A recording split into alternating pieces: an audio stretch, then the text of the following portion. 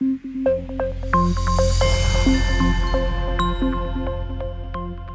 right, so in the last two videos, I've talked about two different approaches to matching. One of which was distance matching, where you take all your variables and you see how far apart any two observations are in terms of how different they are on those matching variables. You pick the shortest distance. We also talked about propensity score matching, where you predict the probability of being treated, and then you use that probability of treatment to do your matching or create your set of matching weights. However, both of those approaches are kind of, they can have a tendency to fail, meaning that you can perform your matching and you could end up with a set of matched observations that actually doesn't look all that much alike. When that happens, you have to then go back and try again. Change something about the way in which you've done your matching, change something about your propensity score estimation model, keep doing it over and over until you get a decent set of matches. Because remember, our whole goal here is to create a set of treated and control observations that look pretty similar, either after you've done your matching or after you apply your set of weights or whatever it is. Thankfully, there are some methods out there that do not require us to do this whole guess and check and reiterate kind of approach.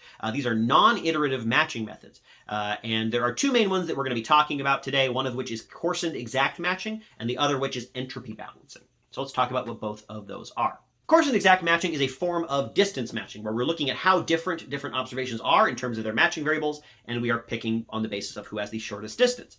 The difference with coarsened exact matching is that we do not allow any distance whatsoever. The worst acceptable match that we are willing to accept as a match has zero distance, is exactly the same on all of the matching variables as whatever it is trying to match to. So for example, let's say that I'm trying to look at the effect of a job training program, and some of my matching variables might be the state that I live in, and whether I'm male or female, and my education level. And so if I am 35 years old and I live in the state of Washington, and my education level is I have a PhD, and I want to find somebody who is comparable to me, well, I would only accept people as being comparable if they also lived in Washington, were 35 years old, and had a PhD, right? Anybody else is not a match for me at all. And if there's nobody in the data on the other side who is like that, then I am dropped. I simply don't get to be in the data.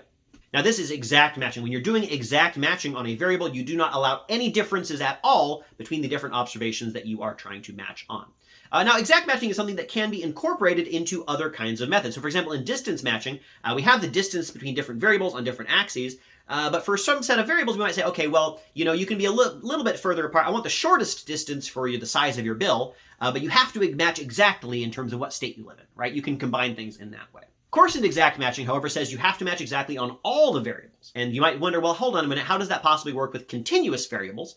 Because, the size of your bill, if I have a bill that's $9,132, there's no way there's going to be anybody else who has exactly that size of the bill. That's where the coarsened part comes in.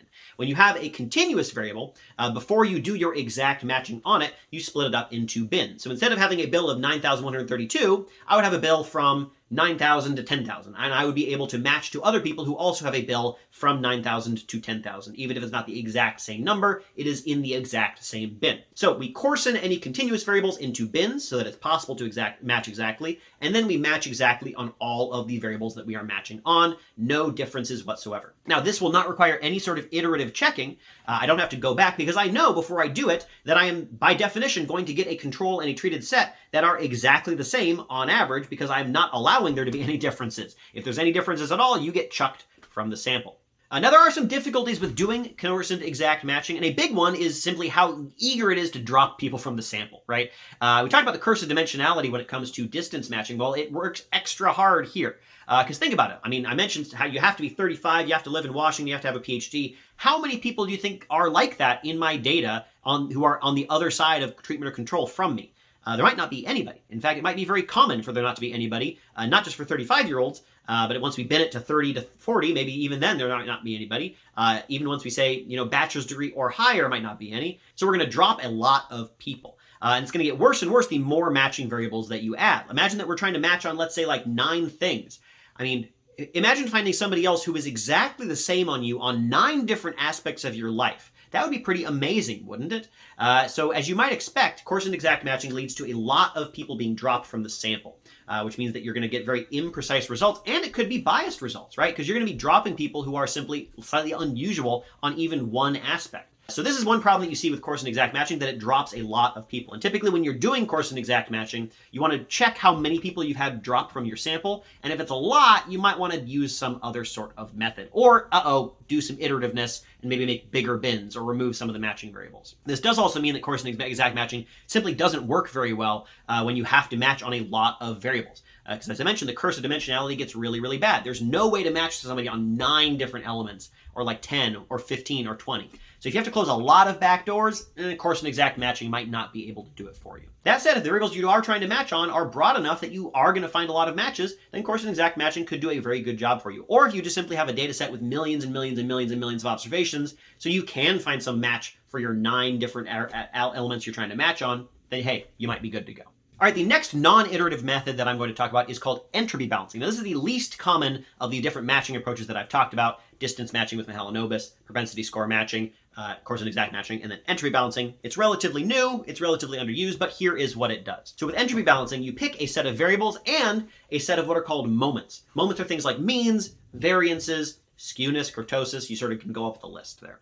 And what you say is, I am going to decide that I want all of these moments for all these variables to be the same across my 2 groups. So for example, you might say, I want the average age, the mean age, to be the same between treatment and control. And I want the variance of age to be the same across treatment and control. I want the state to have the proportion of people who live in Washington should be the same across treatment and control. And the proportion of people who have the PhD should be the same across treatment and control. So you can enforce that the averages are the same across the different matching variables. If you like, you could even add enforcing that the variances are the same across different matching variables, and you can add or remove different requirements for being the same across the different matching variables that you have. Once you have your set of requests, entropy balancing, I would like, please, for the means of this variable to match, and the means of that variable to match, and the mean of this variable to match, and the variance of this variable to match, and da-da-da-da-da-da-da. Here's my list of requirements. It will then set about trying to find a set of weights that makes that set of requirements true.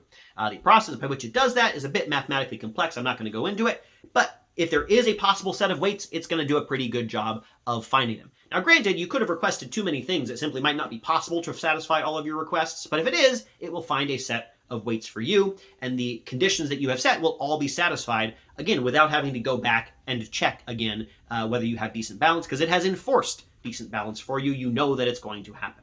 All right, so those are 2 different ways in which we can perform matching without having to go back and recheck whether we actually did a good job of closing those back doors and making sure that the treatment and control groups look similar. Of course, an exact matching is quite popular these days, but it does have some downsides that you do drop a lot of observations and you can't match on that many variables.